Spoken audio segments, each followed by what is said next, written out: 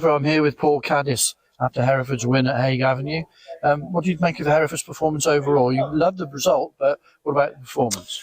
I thought we were all right, to be honest. I'm trying not to think about the performance too much. All about results now. We knew it was going to be tough. They obviously went down to 10 men and we controlled it for about 10, 15 minutes after that. Then they just put the balls forward. They've made us defend. I thought we could have been a bit better in possession, but but I'm just pleased with the result. I don't care if we're rubbish now for the next 10 games, and if we go and win 7, 8 of them, then so be it. But obviously we all want to perform well, and I think we did. I think we did in large parts of the game. I think we controlled it really early. I thought we controlled the game, but didn't hurt them enough. I don't think we played enough balls forward as much as the plan was obviously to keep possession and try and frustrate them, because we knew that when they get it, they would try and go forward, they would try and ruffle it up, they would try and be quite physical, and they did at times. They got a lot of corners in the early part of the game, and in between both boxes we were better, but you don't get anything if you don't keep.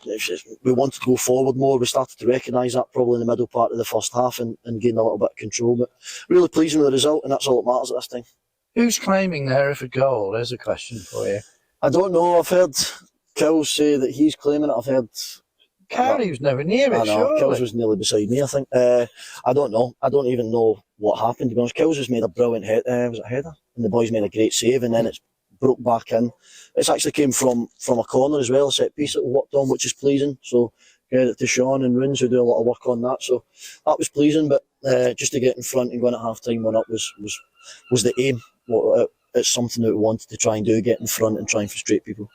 It was a question of making sure you didn't give too much away, because the whole of the Southport's game plan seems to be a long ball from wherever and pick up the pieces, really. That's the thing, when you play against teams that are a bit more direct, that's not me being disrespectful, they're good at being a bit more direct. They played some really good stuff at times, but the game's never dead, because everyone can kick the ball 60 yards, so the ball's always going to end up in your box. They had a lad with a half-decent throw, so the game's never dead. So it was just that mentality before the game that I spoke to the players about. It's got to give 100% effort, 100% of the time, not just physically, but mentally as well, because, again, the game's never dead when you play against teams like this. The ball will go in the box, they'll try and pick up seconds, and they'll just constantly put you under pressure. But I thought our back 3 dealt with it really well. Back 5 dealt with it really well, and then Bisk and Jord picked up a lot of second balls as well. How pleased were you with the fact that you're getting minutes out of the likes of Jordan Lydon and Andy Williams now on a regular basis? Yeah, really pleased. We're going in now to the last 11 games, and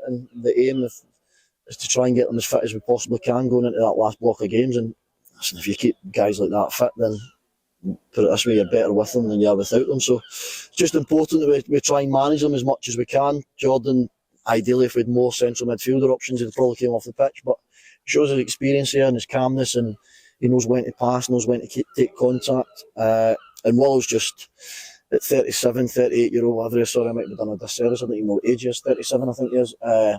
He just offers that experience. I think at times we've got to use him more in terms of he likes to peel off. Willow's the type of player that likes to peel off between centre-halves and full-backs. I think we can find that little ball for him at times, and just works tirelessly. Him and Kills starting to build up good relationships, and it's really pleasing to get everyone fit. Hopefully get Paul down in a run of games, and probably the first time we've had all 3 centre-halves, probably the fittest they've been all year, so we're really pleased at that.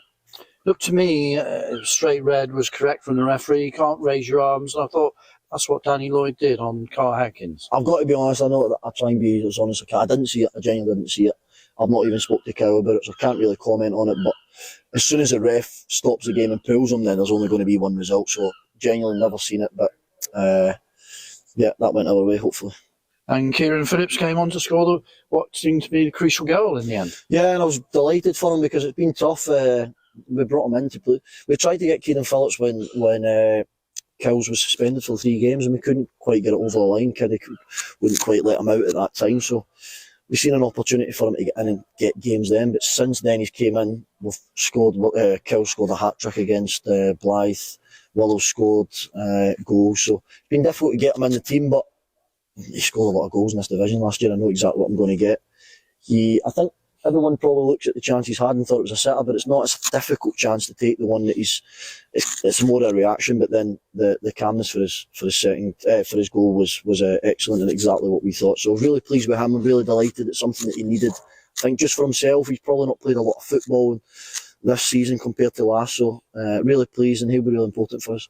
And right back in the mix again now. I think you're just ahead of Kers and Ashton, who you play next week, so that looks to be a big match next Saturday. Yeah, they're all big now, Keith. We've got 33 points to play for. I know I don't want to sound negative, but we're now on 55 points. That's what the club finished with last year. The job is to come in and try and make things better, as much as they were going through a transition both on and off the pitch, and that's credit to the players. We're now on 55 points with 11 games to go. We'll take each game as it comes. We've still got 5 home games, but the next 2 are obviously away from home. Our form of late in the league, we've went and got a point against top of the league. We got a point against Chester, who were third at the time, 8-game unbeaten run. We beat Blyth, and we've came to a tough place today, so we've got 2 wins and 2 draws in the last 4 league games. So we're pleased where we're at, but we know how difficult it's going to be from now to the end of the season.